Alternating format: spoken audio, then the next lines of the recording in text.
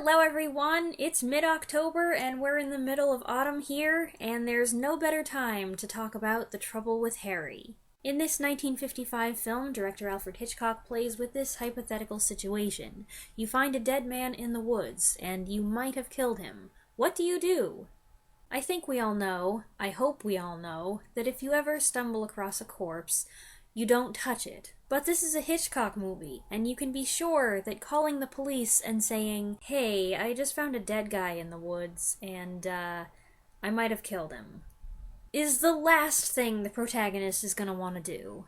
As a lot of people who review this movie say, the trouble with Harry is that he's dead. His body is first discovered by a little boy. While he's off getting his mother, the body's discovered again, this time by retired sea captain Wiles, who's been trying his luck at a little illegal hunting. Seeing the wound on the body's forehead, he assumes that the man must have been fatally struck by one of his stray bullets. Clearly it was an accident, but will the authorities believe that? He wasn't supposed to be out shooting in the first place, and Captain Wiles, like Hitchcock himself, has a mortal fear of false conviction. So he concludes that the best thing to do is to bury the body. No body, no investigation, no crime. But something that should be so simple comes with seemingly endless complications. Harry chose to drop dead on a quiet little hill near the woods, but it might as well be Grand Central Station for all the people who go walking by. Captain Wiles has many an anxious, exasperating moment waiting for someone to say, "Hey, this is a dead body, I'd better report it." But one thing you should know about this movie is that no one ever behaves quite the way you'd expect. Wiles eventually enlists the aid of one of the passers-by, eccentric painter Sam Marlowe, who has his misgivings but agrees to help bury Harry, after he finishes drawing him. They soon get Harry safely underground, but then more information comes to light, and Captain Wiles begins to reconsider his decision. And so it begins. Just try to keep up with how many times Harry gets buried and dug back up again. I wanted to review The Trouble with Harry now for an obvious reason. It's a movie that marvelously captures the beauty of New England in the fall, with the colorful foliage photographed, of course, in Technicolor. I love how picturesque everything is, and I'm grateful we're allowed plenty of time to absorb and appreciate the scenery. It's not exactly clear which state this is, just that it's a long way from Boston, but I've always assumed it was somewhere in Vermont, some pokey, remote little place so quiet that you can hear a person singing all over town as he walks up the main road. I'd argue that this is Hitchcock's most whimsical movie. In so many ways, it is unusual. The script is laced with macabre humor, though it's never so overt as to offend those with more delicate sensibilities. Otherwise, they probably would have had to censor it, and then the movie would have been as dead as Harry.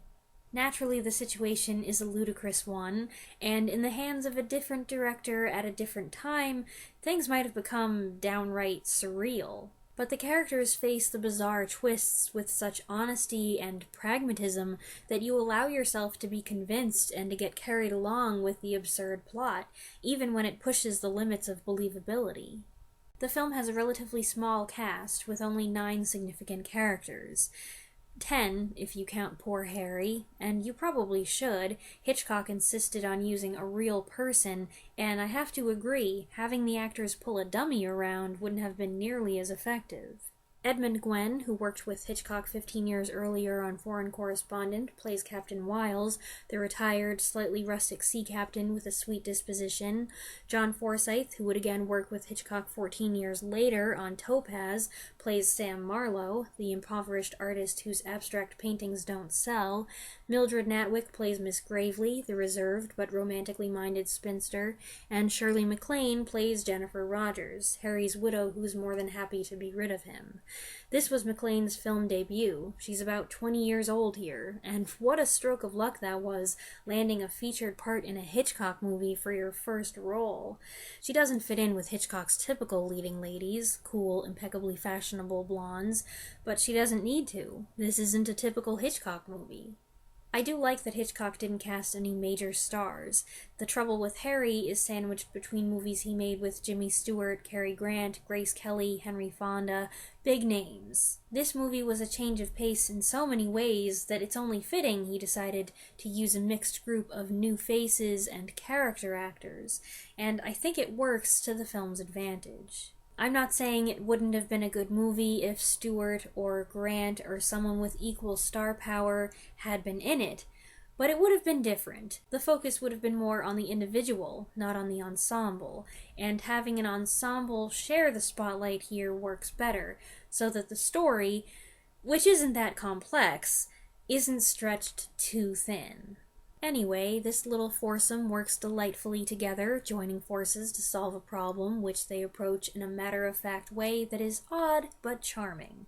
They start out acquaintances, but despite differences in age, background, vocation, they become good friends over the course of one day. Nothing like secretly burying a body to bring you together. And some of them become more than friends. In actuality, The Trouble with Harry has a lot to do with two blossoming romances.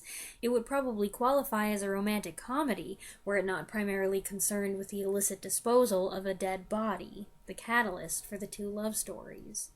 For better or for worse, The Trouble with Harry isn't afraid to take some detours. The Harry storyline sometimes pauses or comes to a full stop to advance the courtship of the older and younger couples. And there's quite a bit of talking, with Captain Wiles's meandering soliloquies, Sam's dramatic pontifications, Jennifer's disjointed storytelling, and Miss Gravely's apologetic explanations. So with all these departures from the norm, it's no big surprise that the movie didn't perform well at the box office. With several decades as a director in the bag, and having made a name for himself in America for 15 years with hit after hit, Hitchcock had given audiences certain expectations when it came to his movies. The Trouble with Harry didn't line up. I don't think it was so far off, though. Maybe in the drawn-out pacing and the lack of thrills and sinister antagonists, but there's still an element of suspense, there's still charm and quirky characters, there are still couples falling in love at inopportune times, and occasional lines of sly wink-wink nudge-nudge dialogue. There was definitely more of that than I remembered. I think half of the saucy stuff flew right over my head when I was little. I hadn't seen this movie all the way through in years, but when I was a kid, I saw it several times, and even considered it one of my favorite Hitchcock movies. I liked the humorous contrast between the morbid subject matter and the light characters and setting. Not that I could have put it into so many words back then, I probably just said I like it because it's funny. I'm also suspecting I might have had a little crush on John Forsythe's character, Sam, who has quirks of his own, but also plays a kind of straight man or audience surrogate, reacting to everyone else's oddities in an amused, accepting way which I find very likable. If I find it appealing now, chances are I found it appealing when I was a kid. If that's the case, I completely forgot about it. But for some reason, it gradually slipped down and completely off my list. Other Hitchcock movies took its place, nobody else in my family wanted to rewatch it again, so it went out of sight, out of mind, my affection for it cooled, I don't know. As I got ready to see it again, and I've been planning this for a while, I wasn't sure what I would think. I honestly felt a little nervous, because what if after all this time, I didn't like it at all? Hardly anyone ever mentions this movie when they're talking about Hitchcock. And maybe that's how it should be, since it is an outlier.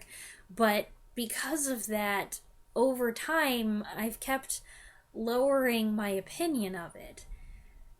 Which I shouldn't have done, because it turned out to be quite a treat to revisit it and to discover how much I still enjoy it. I still like the humor. Maybe I even get a little more out of it now that I'm older, and I can appreciate the subtler emotions and the relaxed pace the story takes. Let me toss in a few more details before I close. The Trouble with Harry was written by John Michael Hayes and Jack Trevor Story. It's got some fun, hand-drawn opening titles designed by Saul Steinberg. Edith Head worked on the costumes, which are simple but distinctive, and Bernard Herrmann did the score, which includes some great stuff for bass clarinet. In addition to the cast previously mentioned, it also features Jerry Mathers just a couple years before he became Beaver Cleaver on Leave It to Beaver, here playing Arnie, a hilarious little opportunist. Royal Dano, who mostly acted in westerns on the big and small screen, plays the zealous deputy sheriff who's rumored to get paid by the arrest.